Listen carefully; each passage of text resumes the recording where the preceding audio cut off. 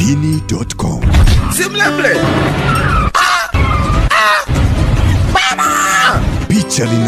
Picha linaanza ikiwa ni sehemu ya 10 na ya mwisho kwenye episodi hii ambayo tumewatazama Waarabu na historia yao tangu wakiwa ni himaya mpaka sasa hivi ni nchi moja moja, na matukio ambayo yalitokea kwenye hizi nchi na hadi hapa tulipo. Na kama umeifuatilia tangu mwanzo, basi zitakuwa ni wiki 9 ambazo tumekushibisha historia ya Mashariki ya Kati, na leo tunakwenda kumaliza kwenye sehemu ya 10 ama wiki ya 10 ya kukamilisha kile ambacho ulipaswa kukifahamu, na kitakusaidia sana kwenye episodi zetu zijazo kuhusiana na historia ya dunia na matukio yaliyoshape yale ambayo tunayaishi hadi leo. Tupo na yule mkali wa hizi kazi, Razim Tamaduni, na picha linaendelea. Mgogoro wa Syria ukawa na pande 4 kuu. Moja ni jeshi la serikali ambalo ndo linamtetea Dr. Bashar ikiungwa mkono na Russia, Iran na wenzao. Pili, kuna jeshi huru la Syria, Syrian Free Army. Hili ni wale wanajeshi ambao baada ya maandamano kuwa makubwa walikataa amri ya kuwaua waandamanaji na wakaamua kujiunga nao. Misaada mingi ya Ulaya na USA ilikuwa inakuja kwao. Baadaye wakaanza kupokea wapiganaji wengi kutoka nje ya nchi kujiunga nao. Dokta akawachezea mchezo, akawaachia wafungwa wote waliokuwa na kesi za ugaidi na misimamo mikali ili wajiunge na Free Army na kuanza kupoteza sifa za kuwa watu safi na huru. So hata kuwapa misaada haiwezekani tena. Upande wa tatu ni Al-Qaeda in Syria. Hawa walijitenga, walianza kama tawi la Al-Qaeda OG ya kina Osama, tawi la Syria. Lakini baadaye 2016 wakajitenga kwenye makundi yenye misimamo mikali na kukataa kuwa tawi la Al-Qaeda. Wakajiita Jabhat al-Nusra au Jabhat Fatah al-Sham, likiongozwa na Abu Muhammad al-Juran. Huyu mwamba ndugu Juran, nadhani mmemsikia, ndo amekuja kuchukua kombe na kumwangusha Dokta. Lengo lao hasa lilikuwa kuondoa utawala wa Bashar al-Assad na kuanzisha utawala wa Kiislamu.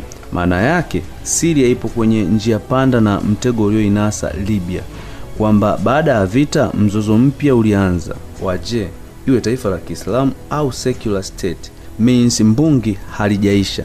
Syria ya Bashar ilikuwa a secular state. Je, Syria ijayo? Makinika nasi. Then kundi la 4 lilikuwa Al-Qaeda in Iraq, ambalo nilikuambia ni majobless wote waliokuwa serikali ya Saddam Hussein, ambao walichezea kichapo Iraq baada ya pesa kutembea kwa warlords wa Kikurdi. Wanakimbilia Syria na Bashar akawapokea. Hawa sasa mauaji na ambush ndo shughuli zao. Walikuwa wanasubiri lini watarudi Iraq. Hawawezi kujiita Al-Qaeda in Iraq huku wanapigania Syria. Ikabidi wabadilishe jina wajiite Islamic State in Iraq and Levant, kwa ufupi ISIL. Hiyo Levant au Levant sio eneo kabisa kijiografia, ila ni kama tunavyosema ukanda fulani. Kihistoria linamaanisha ukanda wa Mashariki ya Kati unaojumuisha Syria, Lebanon, Jordan, Israeli, Palestina na sehemu za Uturuki. Ingawa media za mainstream walizoea kutamka ISIS kwa sababu logically walikuwa nchi mbili tu na sio Levant yote. So jina sahihi wakaona ni Islamic State in Iraq and Syria, ISIS. Na wengi tunawajua kwa jina hili ISIS. Hawa walikuwa wakimbizi wa vita, wengi walikuwa wanaishi maisha poa tu, aka watu wa system kwenye serikali rasmi ya Iraq. Maisha yakageuzwa juu chini na Marekani kwa sababu za uongo, yakaingiza kuwa wanyama kupambana na adui. Wakageuka na raia wao nyumbani kwa kuuzwa kwa pesa. Hawana kwao, hawaoni dalili za kwao, afya yao ya akili haina afya. Kifupi ni watu waliokufa tayari, lakini wanatembea na wameshika mijegeji. Kifo sio kitu kilichowatisha tena. Tuyasikia haya na kuyaona matukio ya kinyama, na walikuwa wanayarekodi live. Wameshaua waandishi wa habari wa Marekani on camera, wanaharakati, raia wa kawaida, na kila waliyejua atawapa attention ya dunia. Video za propaganda ziliwahamasisha vijana wengi duniani kwenda kujiunga nao. Lakini ndani ya Syria vikundi vilijitenga nao. Ukatili wao ulitisha.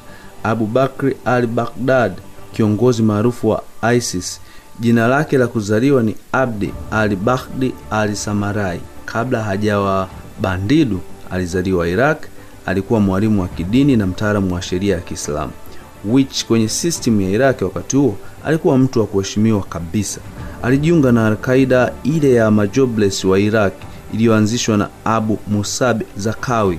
Ndio maana wengine husema Marekani ndio chanzo cha uwepo wa ISIS aka majobless wa Iraq. Kuna tukio la ajabu lilitokea 2014, wauni wa ISIS aka majobless wapatao 700 wakiwa juu ya magari na mijegeje mixa mazuna waliunga msafara kutoka Syria kuelekea Iraq. Yes, walikuwa wanarudi nyumbani. Wakati huo clip za unyama wao zilikuwa kila mahali, YouTube na online kiujumla. Hakuna ambaye hakujua hofu ya kuangukia mikononi mwa ISIS.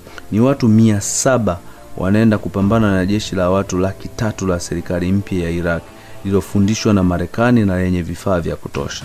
Vijana ndo kwanza, serikali mpya ina miaka 3 tangu USA ameondoka 2011. Wanasikia Wakongo wa nchi hii waliopinda akili wapo njiani wanarudi kwenye ardhi yao.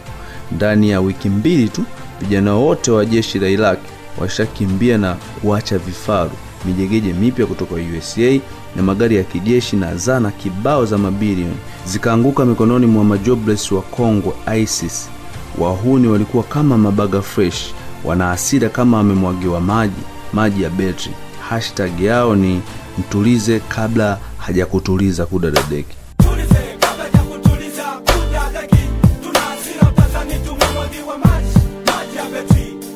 Dunia ilishangaa baada ya ghafla ISIS kutoka kwa kundi lenye mijegeje tu nje ya Iraq hadi kumiliki ndege, magari, vifaru na silaha. Umaarufu wao ukazidi kukua. Jamaa mmoja alikuwa anahadithia BBC jinsi alivyopona kimiujiza mikononi mwa ISIS. Walikuwa wamepigana muda mrefu na wenzake wameuawa wengi sana. Jamaa alivyoona amebaki mwenyewe, ilibidi ajichanganye na maiti waliokuwa wameuawa eneo hilo. Baada ya muda wauni chinja wa ISIS walifika, akawasikia wanapita wakitaka kichwa cha kata. Yaani wale ambao walijakupa tayari. Alafu na jamaa pia kajibanza. Wanaweza kufufuka. ISIS bwana. Yaani hapo katulia. Alafu anaona pia waliokufa ambao yeye ana uhakika nao ambao wamekufa ndo wanakata. Bwana hondo unawajia hivi punde. I think what Madini.com has managed to capture, the stories are very captivating. Sijui kwa Kiswahili nisemaje. Haiboi hata kama ni kitu kizito unakuwa interested kuendelea kusikiliza. Jamaa alivyoona amebaki mwenyewe, ilibidi ajichanganye na maiti waliokuwa wameuawa eneo hilo. Baada ya muda wauni chinja wa ISIS walifika. Akawasikia wanapita wakikata kichwa cha kila kamanda wanayemjua ili kwenda kuvionyesha kwenye kamera. Wakawa wameshakaribia alipo. Sekunde hiyo hiyo simu iliyokuwa mfukoni kwake ikaita. Mwamba akaanza kusali rozari kimya. Mungu nipokee mimi mja wako. Akasikia jamaa amemsogelea na kuingiza mkono mfukoni kuchomoa hiyo simu, kisha akapokea akamwambia aliyepiga, nimeshamuua ndugu yako. Akakata simu. Pale ikasikika milio ya risasi eneo la karibu. Kiongozi wao akawaamuru watoke faster wakimbilie huko. Jamaa wakaondoka mbio. Mwamba anasema alipoamka akaanza kusema, wameondoka, kuna mwingine yupo hai hapa. Wakajitokeza wengine wawili waliokuwa wametumia mbinu yake ya kulala na maiti. Wakakimbia kuelekea Baghdad, mji uliokuwa haujachukuliwa bado. Elewa hivi, jeshi ni nidhamu na kacha kujitolea kwa nchi na uzalendo haitengenezwi kirahisi. Ndio maana wengi hubadilisha watu wa juu tu kama wanasiasa na kuacha mamlaka nyingine kama polisi na jeshi kubaki. Jeshi la Iraki halikuwa tayari kisaikolojia kupambana na wahuni kama ISIS wasiokuwa na cha kupoteza. Ni kipindi ambacho ISIS ilionekana inafanikiwa kuiteka Uarabuni. Kila siku walihakikisha wapo kwenye media kusambaza propaganda zao. Ukumbuke Iraki pia kaskazini sio yao. Kuna wale jamaa wanaitwa Wakurdi niliokuelezea kwamba wananchi yao, na ndani ya Iraki wanaishi kivyao hadi leo. Kasoro tu kujitangazia nchi, but wana bendera yao, serikali yao, wanatoza ushuru, kutoa huduma za kijamii kama hospital, shule na kadhalika, na kuendesha mambo yote kama serikali separate. Hawana mpango na Iraq, so wanajilindaga kivyao. Hawa ndo wenye jeshi lenye nguvu kuliko hata serikali ya Iraq kwa wakati huu. Mfano, wanajeshi wa USA ambao walikuwa wanaacha kazi serikalini ili waajiriwe na makampuni binafsi kama mamluki, walipenda kukaa upande wa PKK, moja ya vikundi vya jeshi la Wakurdi ambao USA wanawaunga mkono long time. Licha ya unyama wao na uzoefu wote wa kujilinda, lakini ISIS walifika na kuanza kuchukua mji mmoja baada ya mwingine wa Wakurdi. Kwanza wana kisasi kwamba nyie wauni ndo mlituuzaga. Wakurdi wa Iraki wakaanza kulemewa. Hapa dunia ikaona sasa, wauni wapo serious, watarudi madarakani Iraki na kuwa nchi kamili ya kujitanua. Ndipo mataifa kibao yaliungana ikiwemo Iran kutuma jeshi ndani ya Iraki kupambana na ISIS. Yani ISIS walikuwa kichomi hadi maadui wakubwa duniani wakaungana kusema hawa jamaa hawatakiwi kushika dola yoyote. Hawa jamaa ndo walifanya ukatokea mkorogano mkubwa kwenye story hii ya vita ya Uarabuni juu ya nani ni adui wa nani. Kwa sababu Marekani ilituma ndege zake kushambulia ISIS waliopo Syria ambao ni adui wa Assad, ikimaanisha ni adui wa Marekani. Wakati huo Hezbollah ambao ni jeshi la Iran lililopo Lebanon wakaingia Syria kumsaidia Dr. Bashar. Israeli ambaye ni rafiki wa Marekani anamshambulia Hezbollah ambaye yupo Syria kupambana na ISIS, adui wa Marekani. Marekani wakawa wanapiga mabomu miundombinu ya nchi kama visima vya mafuta ambao vilitekwa na ISIS wakati huo. Hawa jamaa walirani kama serikali.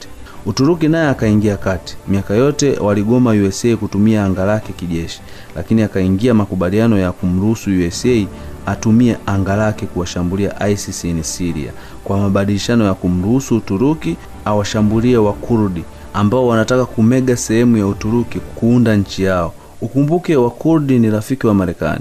Nilikwambia nchi ya Kurdistan ikitokea leo itabidi kumega Iraq kidogo, Iran na Syria kidogo, na Uturuki kwa sehemu kubwa. Kwa hiyo wote hawapendi idea ya Wakurdi. Kifupi, mkorogano ni mpana na yupi adui wa yupi inategemeana na uwanja wa vita ni upi. Marekani na Iran ni maadui Yemen, lakini ni marafiki Iraq. Sehemu kubwa ya huu mkanganyiko uligeuza Syria kuwa uwanja wa vita hadi sasa. Bila shaka hii episode imegusa karibia kila nchi ya Uarabuni, na kama umefuatilia yote umeweza kuunganisha baadhi ya doti muhimu ya ulimwengu wa Uarabuni, na hatuwezi kumaliza yote. Kila ulichokisikia hapa ipo siku kitaungana na kingine ambacho tutakuletea, kama ambavyo story hii imeungana na story nyingi za nyuma. Asante kwa kuamini Madini.com. Tulikuahidi taarifa na maarifa. Imeandaliwa na Grayson Gideon. Sauti unayoisikia ni ya Razi Mtamaduni. Instagram Razi_Mtamaduni. Hii ni Madini.com. Mimi ni mshabiki mkubwa sana. Natamani tungekuwa tunafanya vitu vingi kama hivi. Tunahitaji sana kuikuza jamii yetu kiakili. Tuipe chakula cha ubongo. Nixon Simon aka Nicky wa pili, niko Madini.com. Ni taarifa na maarifa.